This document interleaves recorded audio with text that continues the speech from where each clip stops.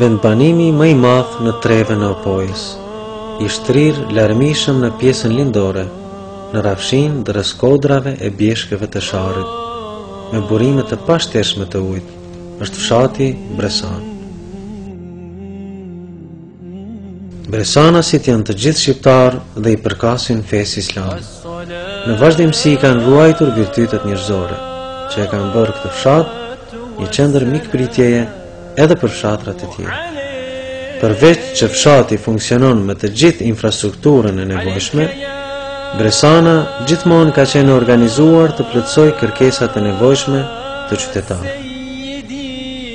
Domosdoshmëria për të pasur një vend tjetër lutjeje, për shkak të numrit të shtuar të banorëve dhe dëshira për të pasur një xhami të bukur, solli nismën e parë për ndërtimin e xhamisë, që në vitin 1995, të cilën e mori Këshilli i Xhamisë së fshatit në krye me të urtin plak Rahmetliun Xhamil Saliu.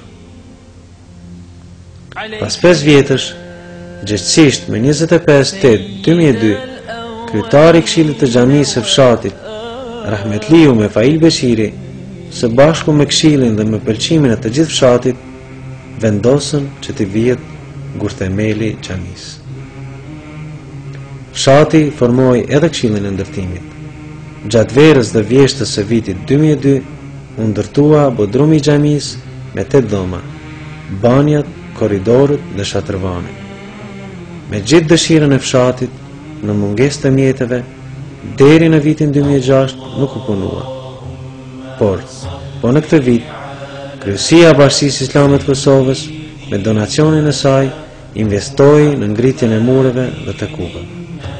Edhe pse investimi ishte shumë i rëndësishëm për ngritjen e xhamisë, ai nuk mjaftoi.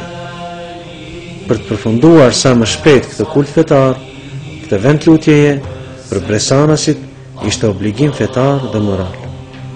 Me 25/9/2009, Haxhi Mensur Milaimi, Culi, merr nismën dhe organizohet që të punojë në xhami në mënyrë vullnetare.